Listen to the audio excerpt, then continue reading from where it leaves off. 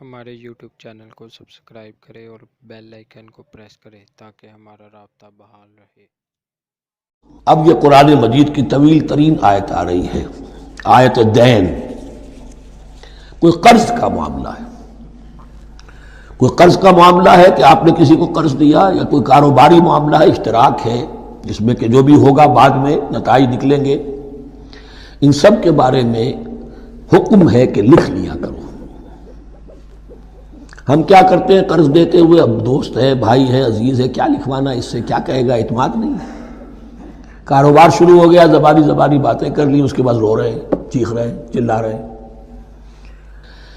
یا ایھا الذین آمنوا اذا تداینتم بدین الی اجل مسمى فاکتبوہ، اے اہل ایمان جب بھی تم کوئی معاملہ کرو قرض کا ایک وقت معین تک کے لیے، ایک تو وقت معین ہونا چاہیے، یہ قرض دے رہے ہیں کب واپس ہوگا، فاکتبوہ تو اس کو لکھ لیا کرو۔ یہ فعل امر ہے، الامر للوجوب، واجب ہے یہ۔ وَلْيَكْتُبْ بَيْنَكُمْ كَاتِبٌ بِالْعَدْلِ، اور چاہیے کہ کوئی لکھنے والا تمہارے مابین عدل کے ساتھ، لکھنے والا کوئی ڈنڈی نہ مار جائے، انہیں بھی چاہیے کہ وہ صحیح صحیح لکھے۔ وَلَا يَأْبَ كَاتِبٌ أَن يَكْتُبَ كَمَا عَلَّمَهُ اللَّهُ فَلْيَكْتُبْ، اور کسی بھی شخص کو جسے اللہ نے سکھایا ہوا ہے کتابت لکھنے کا کام، تو اس کو انکار نہیں کرنا چاہیے لکھنے سے۔ اللہ نے اسے یہ علم دیا ہے، اسے چاہیے کہ لکھ دے، اس لیے کہ اس معاشرے میں پڑھے لکھے لوگ تو بہت کم ہوتے تھے۔ اب بھی یہ ہوتا ہے، عرائض نویس وغیرہ ہوتے ہیں، وثیقہ نویس ہوتے ہیں، پیسے دے کے ان کو جو لکھواتے ہیں، لیکن اگر کوئی وثیقہ نویس جو ہے بے ایمانی کرے اور لکھنے میں کوئی کمی کر جائے تو جو جس کے اوپر ذمہ داری ہے اسے نقصان پہنچ جائے گا۔ وَلْيَكْتُبْ بَيْنَكُمْ كَاتِبٌ بِالْعَدْلِ، اور چاہیے کہ لکھنے والا تمہارے مابین انصاف کے ساتھ لکھے۔ وَلَا يَأْبَ كَاتِبٌ أَن يَكْتُبَ كَمَا عَلَّمَهُ اللَّهُ فَلْيَكْتُبْ، اور نہ انکار کرے کوئی لکھنے والا اس سے کہ وہ لکھے جیسے اللہ نے اسے سکھایا ہے، تو لکھنا چاہیے۔ وَلْيُمْلِلِ الَّذِي عَلَيْهِ الْحَقُّ، لکھتے وقت املا وہ کرائے جس کے ذمے رقم آ رہی ہے، جس پر حق آ رہا ہے، علیہ الحق، وہ لکھوائے، جس کا مال ہے وہ نہ لکھوائے، جس پر ذمہ داری آ رہی ہے وہ لکھوائے، جو میں کیا ذمہ داری لے رہا ہوں۔ وَلْيَتَّقِ اللَّهَ رَبَّهُ، اور اللہ سے ڈرتا رہے اپنے رب سے، وَلَا يَبْخَسْ مِنْهُ شَيْئًا، اور لکھوانے میں اس میں سے کوئی شے کم نہ کر دے۔ فَإِنْ كَانَ الَّذِي عَلَيْهِ الْحَقُّ سَفِيهًا، اب اگر وہ جو مقروض ہے، جو قرض لے رہا ہے، جس کے ذمے کوئی ذمہ داری آ رہی ہے، وہ ناسمجھ ہے یا بوڑھا ہے، ضعیف ہے، اور لا يستطيع ان يمل، یا اس کے اندر یہ اتنی صلاحیت نہیں ہے کہ املا کرا سکے، یہاں املا کے معنی میں ہے، ہوا فَلْيُمْلِلْ وَلِيُّهُ بِالْعَدْلِ، تو اگر وہ نہیں املا کرا سکتا تو اس کا کوئی ولی ہو، اس کا کوئی وکیل ہو، اس کا کوئی اٹارنی ہو، وہ اس کی طرف سے اس کو لکھوائے۔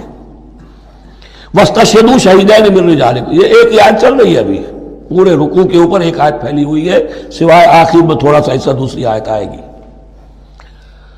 وَاسْتَشْهِدُوا شَهِيدَيْنِ مِن رِجَالِكُمْ، اور گواہ بنا لیا کرو دو اپنے مردوں میں سے، فَإِن لَّمْ يَكُونَا رَجُلَيْنِ، اور اگر دو مرد دستیاب نہ ہو، فَرَجُلٌ وَامْرَأَتَانِ، تو ایک مرد اور دو عورتیں، مِمَّن تَرْضَوْنَ مِنَ الشُّهَدَاءِ، اور وہ بھی دونوں کے نزدیک مقبول ہوں شہداء، کہ ہاں دونوں کو اعتماد ہے ان پر۔ اب یہ جو سوال آ گیا کہ ایک مرد کی جگہ دو عورتیں، دو مرد یا پھر ایک مرد کا ہونا تو لازم ہو گیا، محض عورت کی گواہی نہیں چلے گی، لیکن اس کا آیا مسئلہ ہر قسم کے معاملے کا ہے یا قرض اور مالی معاملات میں وثیقہ نویسی کا، یہ ایک علیحدہ مسئلہ ہے، یہ تو باتیں پھر فقہا کے ہاں تفصیل سے ملتی ہیں، لیکن یہ مسئلہ موجود ہے کہ دو مرد، اور اگر دو مرد دستیاب نہ ہو تو ایک مرد اور دو عورتیں، تو سوال تو پیدا ہو گیا کہ کیا عورت کی گواہی عادی ہے؟ ان تضل احداہما فتذکر احداہما الاخری، مبادا ان میں سے کوئی ایک بھول جائے تو یاد کرا دے دوسری۔ عقلی سوال پیدا ہو گیا، کیا مرد نہیں بھول سکتا؟ کیا جواب ہے اس کا؟ جواب یہ ہے کہ واقعتاً اللہ تعالیٰ نے عورت کے اندر نسیان کا مادہ زیادہ رکھا ہے۔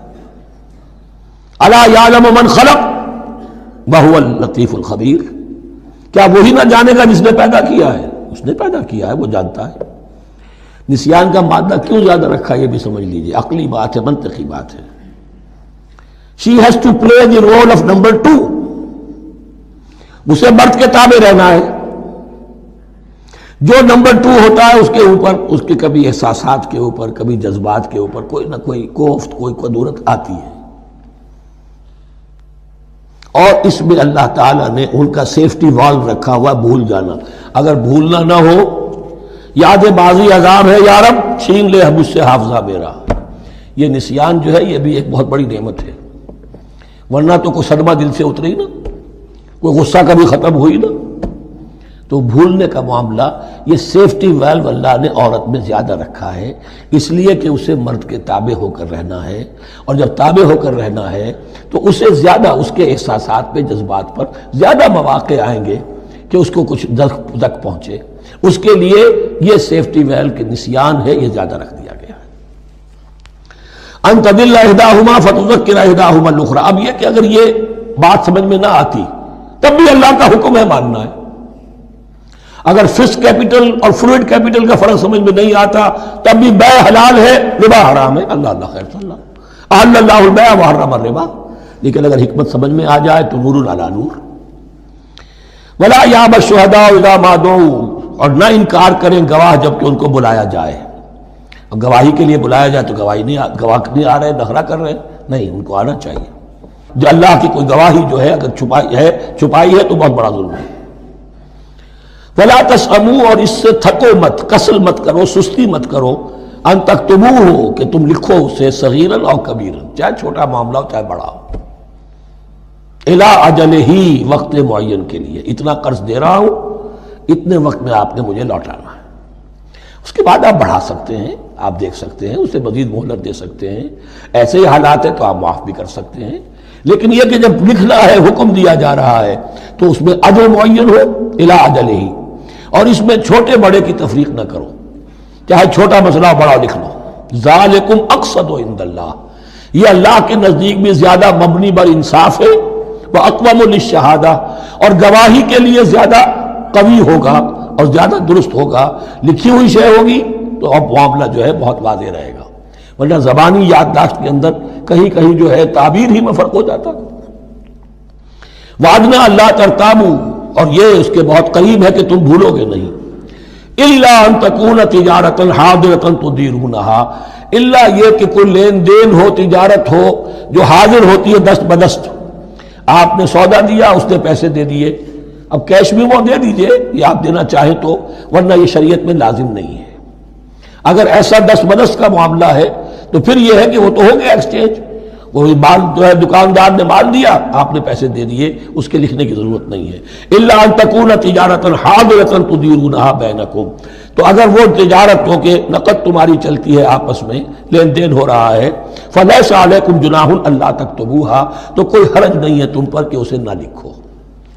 واشہدوا اذا تبایعتم. اور گواہ بنا لیا کرو جب کوئی مستقبل کا سودا کرو.